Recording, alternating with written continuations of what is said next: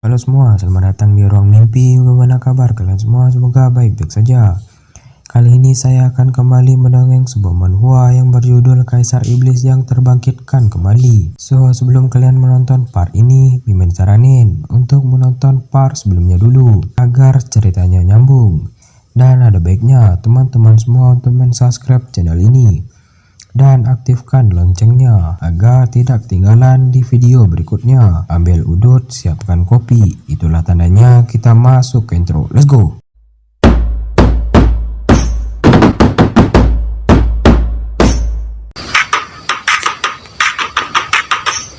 Di awal cerita, mendengar sebuah percakapan yang membahas sebuah insiden perampokan makam. Kirimkan seorang agar Anbu Jiyi memberitahu Lai Yunsan. Katakan padanya bahwa ada kebakaran di kampung halamannya, cepat laksanakan. Jadi yang dikatakan kebakaran di kampung halamannya, itu adalah sebuah kode, kebakaran sama dengan perampokan dan kampung halaman itu adalah sebuah makam. Ini adalah teori dari Chosen yaitu Mimin. Ada kemungkinan benar ada kemungkinan salah. Oke lanjut ke videonya, selain itu, persiapkan semua anggota tim, dan ada seseorang wanita cantik dan imut, bernama Zugefu.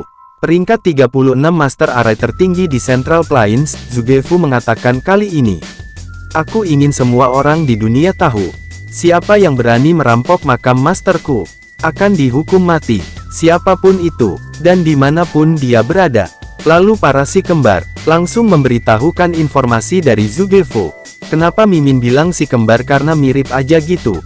Pasti kalian juga ngerasa mirip sih. Siap berangkat sekarang. Zuge bergumam dalam hatinya. Guru yakinlah, aku Zugefu, akan melakukan yang terbaik, dan aku pasti akan menemukan formasi rahasia kuno peri yang dapat membangkitkan master kembali. Scene berpindah ke sebuah kota, yang sangat ramai ya ramailah kan juga namanya kota gimana sih? Kuaci kacang tanah, mie instan tutup pelindung 20 teks halo yang di sana kemari sini. Mogu melihat gambaran, ramalan masa lalu dan masa kini. Wah, kota Yunfan ini lebih ramai dari sebelumnya. Terdengar suara perut Kaisar Iblis. Yang sudah kelaparan, ia bergumam aku belum makan selama ratusan tahun. Dan aku sangat lapar, isi perut dulu sebelum mencari para murid. Lalu Kaisar Iblis mendatangi seorang pedagang. Dan mata dari pedagang tersebut langsung berbintang-bintang melihat 2 koin emas. Kaisar Iblis menanyakan di mana restoran yang paling enak. Di kota Yunfan. Pedagang itu menjawab, tuan Anda bercanda. Tentu saja itu adalah tanda emas dari Nona Chef, restoran Haisen Lao Lala. Haisen Lao, pedagang itu menunjukkan di mana letak restoran itu. Haisen Lao dan McDonald Chicken, mungkinkah aku kembali ke bumi? Kaisar Iblis berpikir di antara murid-muridku yang pandai memasak pasti Fan Xiaotong. Peringkat ke-40 mungkinkah itu dia? Sebagai guru yang baik, aku harus melihat murid dan cucu yang kamu bawa. Berapa banyak Kati? Kati adalah Tael. Pedagang itu memanggil Kaisar Iblis yang mengatakan tuan jangan pergi dulu. Saya akan memberikan Anda diskon. Namun hal itu tak dihiraukan oleh Kaisar Iblis. Yang langsung pergi menuju restoran Haisen Lao. Kaisar Iblis memikirkan apa yang enak untuk dipesan. Kecuali Shou Fu Tiao Qiang, semua hidangan terlihat biasa-biasa, tidak ada yang enak. Lalu ada pria bernama Wen Hong yang memesan Shou Fu Tiao Qiang. Pelayan berikan tuan ini Shou Fu Tiao Qiang. Baik tuan, tunggu sebentar. Hari ini aku akan mengundang 2 wanita cantik untuk mencoba Shou Fu Tiao Qiang paling terkenal di kota ini. Wen Hong berkata, makanan ini setara dengan 10.000 koin emas, di kota Yunfan ini tidak ada yang bisa membelinya kecuali tuan ini. Buset dah, sombong banget. Tuan Pan layak menjadi tuan muda berharga dari Sekte Qiang. Bayarannya juga berbeda. Wanita yang satunya juga mengatakan hal yang sama ya. Aku sungguh beruntung dapat menemani Tuan Pan hari ini. Kaisar Iblis memesan Shou Fu Tiao Qiang, lalu pelayan menyatakan tuan pelanggan aturan toko ini harus bayar dulu baru makanannya disajikan. Apakah Anda ingin membayar dengan batu roh atau koin emas? Dan Kaisar Iblis membayar dengan 5 batu roh. Kaisar berkata jika ada lebihnya anggap itu sebagai tip. Tuan pelanggan tunggu sebentar, makanya akan segera datang. Lalu ada yang bergosip seperti tetangga sebelah. Orang ini memesan 1 juga dan bayarannya juga lebih banyak dari Tuan Pan, kok bisa sih say? Dia bisa melempar 5 batu roh. Siapa sebenarnya tuan itu? Tuan Pan yang mendengar hal tersebut langsung cicih. Lalu pesanan Tuan datang. Tuan Pan ini pesanannya silakan dinikmati, kata pelayan, dan tercium bau yang sangat lezat yang bergizi. Dan Wen Hong mengatakan, gimana bentukan makanan ini ladies? Makanan ini bisa meningkat sedikit kultivasi setelah memakannya. Ladies berambut biru mengatakan, baunya sangat enak, aku hampir tidak tahan lagi. Tuan Pan berkata, kemarilah cantik, aku akan memberi makan kalian secara pribadi. Aku juga mau. Tuan Pan berkata, bagaimana kelezatan dan bagaimana rasa dari makanan ini? Makanan ini hanya bisa dirasakan oleh orang dengan status sepertiku, Kaisar berbicara dalam hatinya. Aku tidak tahu bagaimana rasa dari Shou Fu Tiao Qiang ini. Mirip seperti masakan Fan Xiao Tong atau tidak? Terima kasih Tuan Pan, aku telah terkena cahaya Tuan Pan. Dan Kaisar mencoba masakan tersebut. Namun Kaisar mengeprak meja, yang membuat Tuan Pan yang sedang menyuapi ladiesnya terhenti, dan langsung melirik ke arah Kaisar Iblis. Kaisar pun berteriak dan mengatakan, siapa yang membuat masakan ini? Makan ini hanya layak dimakan oleh seorang babi, dan tidak layak dimakan olehku. Teriakan tersebut langsung membuat Tuan Pan berdiri dan mengatakan, apa yang kamu bicarakan? Apakah kamu tidak melihat tuan muda ini memakan makanan yang sama? Kau tidak memiliki pengalaman si isi roti kecil ini. Ladies itu juga ikut mengatai Kaisar Iblis. Itu hanya untuk popularitas seperti ini. Itu tidak sepadan. Tuan Pan pun melanjutkan perkataannya. Sepertinya kamu belum pernah melihat dunia. Dunia ini sangat luas, men. Apakah kamu tidak pernah memakan makanan yang enak? Kaisar Iblis pun mengejek Tuan Pan dengan menatap tajam dan mengatakan, tolol, makanan seperti ini hanya bisa berbohong kepada kamu. Idiot bodoh yang banyak uang. Tuan Pan yang mendengar perkataan tersebut, langsung mengkerutkan jidatnya. Apa katamu? Lalu datang pelayan yang mengatakan, hai Tuan, pelanggan, masakan ini dimasak langsung oleh chef kami sendiri. Cukup panggil kokimu sekarang, kata Kaisar Iblis. Ya, panggil koki kamu agar orang kuno ini bisa melihat dunia. Dan koki tersebut pun telah datang. Halo Tuan pelanggan. Bahkan Tuan Muda Pan yang berasal dari Sekte Ciyang pun membeli dan menyukai makanan tersebut. Apakah Anda punya komentar? Koki itu bernama Dong Liu dari alam Senting. Tuan Pan pun meremehkan Kaisar Iblis. Tuan Pan berkata, seorang anak yang berada di alam konsentrasi, berani mempertanyakan masakankah dari koki alam Senting. Ada pertunjukan yang bagus untuk ditonton sekarang. Dan muncullah para warga yang menjadi penonton bayaran. Orang ini gila, berani membuat onar di tempat ini. Lagi pula orang ini memberi 5 batu roh, jadi ya dia berani bertindak seperti itu. Aku baru saja menyentuh porselen. Dong Liu berkata, tolong katakan apa yang membuat Anda tidak menyukai masakan khas restoran ini. Bahan ituk sup Fu Tiao Qiang perlu dikeringkan selama 7 hingga 49 hari. Sebelum untuk merangsang masakan yang maksimal, kamu mengganti prosesnya dengan bahan yang segar. Kualifikasi apa yang membuat kau pantas disebut koki? Kata Kaisar Iblis. Dia adalah seorang master masakan. Kaisar Iblis melanjutkan perkataannya. Tulang iganya gagal dipanggang karena kurang matang, isinglas gagal karena dimasak terlalu burik. Abalonnya dimasak terlalu lama dan dagingnya terlalu keras untuk si makan, kaldunya tidak cukup panas untuk mengumpulkan sarinya. Ini adalah yang terburuk dari terburuk.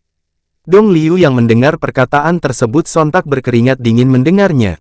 Dia berkata, pemahaman dari anak muda ini tentang makanan bahkan lebih dalam daripada master. Kaisar Iblis menanyakan, apakah kau berani mengatakan ini adalah makanan khas kamu? Seorang dari alam konsentrasi berani menanyakan masakan khas dari koki alam Senting. Ada pertunjukan yang bagus untuk dilihat sekarang. Dan tiba-tiba Dong Liu berlutut di hadapan Kaisar. Sambil mengatakan, Anda adalah senior tertinggi. Orang ini tidak melihat Gunung Tai, maafkan saya. Melihat kejadian barusan sontak membuat kedua orang yang meremehkan Kaisar Iblis pun membuat wajah yang membingungkan. Kamu mengakuinya secara tidak langsung, kau mengatakan aku suka makan sampah begitu. Kaisar Iblis menjelekkan Tuan Pan dan berkata, aku tidak bisa menyalahkanmu, untuk itu mungkin orang-orang seperti kamu memang layak makan sampah, ucap Kaisar Iblis kepada Tuan Pan. Apa katamu? Ku bilang orang sepertimu memang layak makan sampah. Apa kamu mendengar dengan jelas sekarang? Tuan Pan pun mengeluarkan sebuah serangan yang berupa bola api. Dengan tenangnya Kaisar Iblis menghindari serangan tersebut. Dan Kaisar Iblis langsung menghantam kepala Tuan Pan ke meja. yang membuat meja tersebut hancur. Kau adalah sampah. Kau tidak punya hak untuk marah, ya Tuhan. Pria ini berani memprovokasi Sekte Qiang. Aku khawatir, pria itu tidak bisa hidup lagi. Aku pikir kau orang yang hebat. Ternyata hanya begini saja. Tuan Pan mengatakan, lepaskan aku, jika tidak kau tidak akan bisa selamat. Oke, aku kan melihat apa yang bisa kau lakukan. Dan Kaisar Iblis pun melempar Tuan Pan hingga keluar dari restoran. Tuan Muda Pan, sudah berakhir restoran ini menjadi sasaran dari Sekte Qiang. Ayo kita pergi, kehidupan kita jauh lebih penting, ucap orang-orang yang melihat. Dan Tuan Pan pingsan. Ayo berteriaklah. Senior, cepatlah pergi, Anda dalam bahaya sekarang, Kaisar Iblis berkata. Apa yang kamu takuti? Aku baru saja menghapus basis kultivasinya. Dan tidak mengambil nyawanya. Kultivasinya dihapuskan. Ketika kultivasi telah dihapus, maka kau lebih baik memilih untuk mati. Sekte Qiang adalah kekuatan terkuat di kota Yunfan. Kultivasi dari beberapa tetua telah menembus alam suci. Dan Master Sekte Qiang mereka telah mengapai alam suci 100 tahun yang lalu. Jika Anda berurusan dengan murid inti mereka, Sekte Qiang tidak akan pernah menyerah. Kaisar Iblis berkata, jangan khawatir. Hanya ada satu Sekte Qiang. Dan aku akan membersihkan mereka jika mereka datang. Aku masih sangat lapar. Aku harus mengisi perut dahulu. Dia telah menyinggung Sekte Qiang. Dan dia masih bisa begitu tenang di mata dia. Alam suci itu apa? Kaisar Iblis menanyakan kepada pelayan. BTW, bisakah kamu membantuku untuk bertemu dengan bos besar kamu? Apakah Anda berbicara tentang Master Koki? Pelayan itu mengatakan, Master Koki telah berkeliling selama hampir 100 tahun, terakhir saya melihat Master Koki 5 tahun yang lalu. Berarti dia tidak pernah mengurus restoran di kota Yunfan. Pelayan itu berkata, Senior Ye, apakah Anda bercanda? Master Koki telah meninggalkan semua properti kepada murid-muridnya.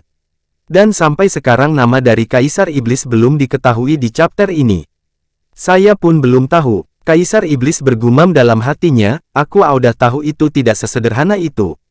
Sepertinya sistem anjing ini memberikan misi dengan baik.